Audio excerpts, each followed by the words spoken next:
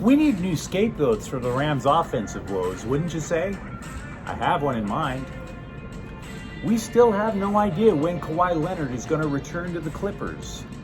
And today, we have discovered the cost that you pay when you try to gouge out somebody's eye with a hockey stick. Good morning.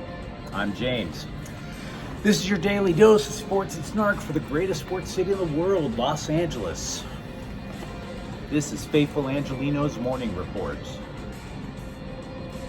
It is November 7th, 2022.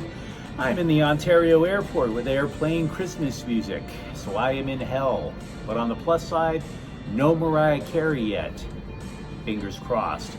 We added a new subscriber yesterday. I appreciate every last one of you. Thank you for getting in on the ground floor. And if you like the content that we put out about LA sports, please clack the like button.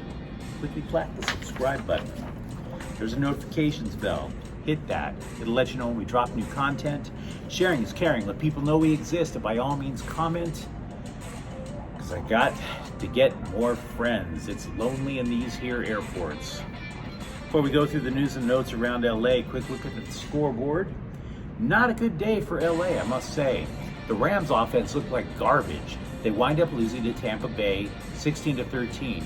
There's a rapid recap of that game on the Rams playlist. It is all the offense's fault. We'll get to that in a moment. Meanwhile, up in Atlanta, the Chargers defeated the Falcons 20-17. Austin Eckler scores 2 touchdowns. Still a nasty looking football game. Meanwhile, both basketball teams lost.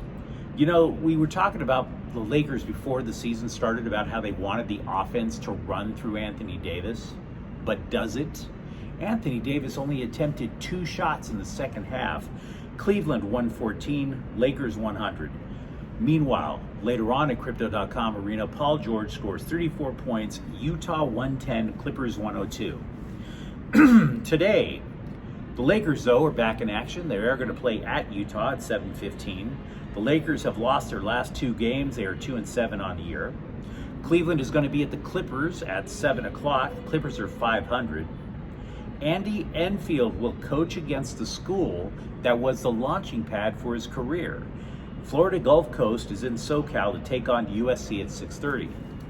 And Sacramento State is in town to get the hell kicked out of them by UCLA. That game is at 8:30. Mick Cronin, he's got a starting lineup. I'm telling you, that starting lineup alone might be Final Four worthy. But of course, we'll have to see how the season turns out. So after that debacle in Florida yesterday, Sean McVay is vowing to make changes with the Rams offense. But my question is, how? How?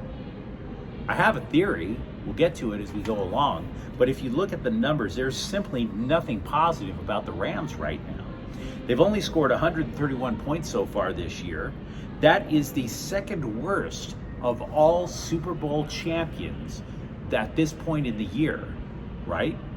In addition to that, the Rams last year had 245 points at this point in time last year. So it's been pretty gnarly. They thought they were going to have a solution by bringing back Cam Akers. All the drama, all the talk of trades, and then this hug it out reunion. You know what the result of that was? 3 carries for 5 yards. All of that drama, all of that turmoil for 5 yards. And I look at the Rams offense, and to be frank, they look a lot like the way that they did when the year after they lost the Super Bowl to New England. Out of touch, just no rhythm to it. It's a very rhythm-based offense. No running game to speak of. Very few intermediate or deep balls, just a lot of checkdowns. Matthew Stafford, frankly, looks a lot like Jared Goff did that year. And so I'm sitting there thinking to myself, I want to add a name, because everybody is pointing fingers at either players or the line or Sean McVay. But this may be Sean McVay's philosophy, but is it really all on him? Consider this for a moment. 2 former Rams offensive coordinators are currently head coaches in the NFL. And they're successful, I might add. The one in Cincinnati and the one now in Minnesota. So offensive coordinator, while it is true that Sean McVay is probably the primary play caller, I have no reason to doubt that, offensive coordinator adds to the vision, wouldn't you think? Otherwise, these guys wouldn't be successful in Minnesota and Cincinnati. So my question is, where the hell is Liam Cohen? Riddle me that. Liam Cohen, current offensive coordinator. And by the way, he wanted this gig of offensive coordinator badly because he saw what was going on in Cincinnati and Minnesota. He's looking at LA. He's thinking maybe a year or two under Sean McVay, and I'm going to catapult myself into a head coaching gig. Right now, he doesn't look like he knows what he's doing. So I want to know what his responsibility has been with the offensive woes with the Los Angeles Rams. He has to have played some sort of role, because clearly he doesn't have any ideas on how to fix this mess. It appears to be all on McVay. Clippers coach Tyronn Lue said there is no timetable for Kawhi Leonard's return. Now, Kawhi has missed the last 8 games. Lue has said Leonard is progressing well, but can you believe him? Just asking, right? We do know that the knee was surgically repaired over a year ago, but all we know about the knee so far is that it's stiff. Stiff, and you're out 8 games? We don't know how it got tweaked. We don't know the severity of this alleged tweaking. The Clippers just aren't being that forthright with what's going on here. There's a distinct possibility that there's more wrong with Kawhi than we know. Meanwhile, Basketball Hall of Famer Paul Pierce says Leonard hasn't been held accountable enough in his career. Now, to be clear, Pierce is not saying that Kawhi Leonard is faking an injury. He's not saying he's jaking it.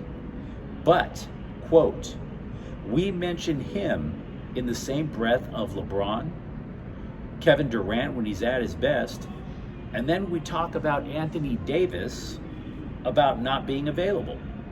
We don't put Kawhi in that category.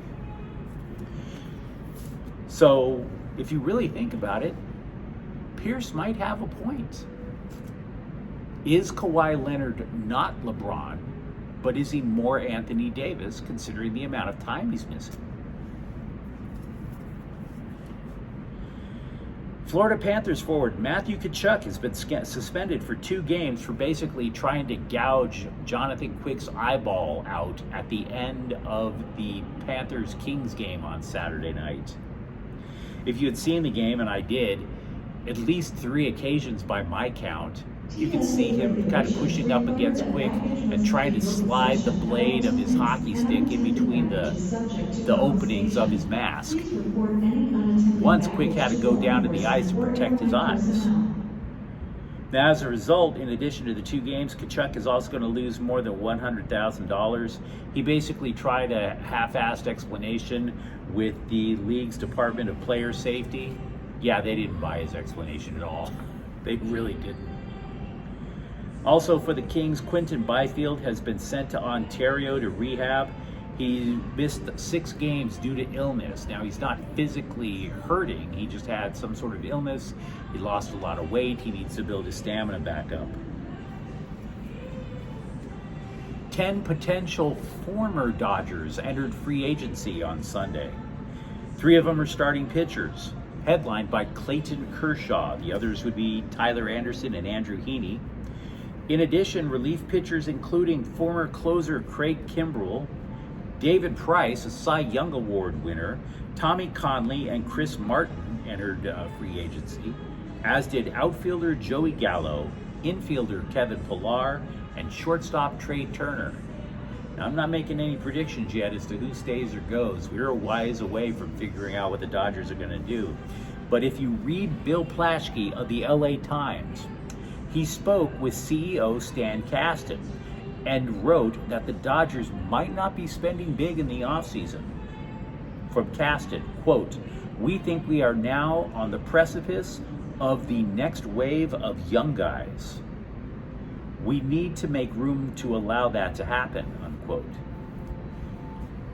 So your guess is as good as mine what that means in terms of the free agent market.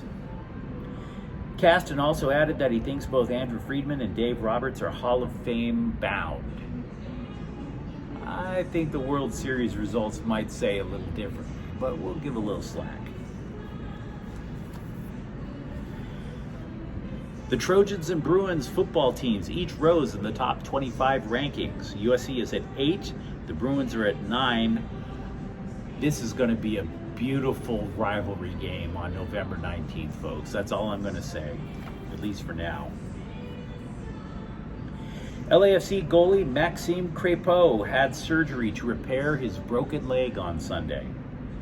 He's going to, as a result, still miss the World Cup. That's going to harm Team Canada. But man, if you saw that broken leg, if you watched MLS Cup, that was a little difficult to take, even if you're an LAFC hater. Basically, Crépeau he wound up getting thrown out of the game because he stopped an obvious goal-scoring chance by committing a foul. In the process of committing that foul, his leg snapped. Say a prayer for the guy. Rivalries are one thing, but come on, man. Nobody wants to see that. Let me know what you think, though, in the comments thread about the Rams' offensive woes. Which Dodgers would you like to see go or stay? What about Matthew Tkachuk? What about Kawhi Leonard? Love to hear from you. If you enjoyed the content, don't forget to subscribe to Faithful Angelenos. We talk LA sports here. Thank you for watching. I'm James. We'll be back tomorrow. Faithful Angelenos is a Kian Corte El Queso production. Take care.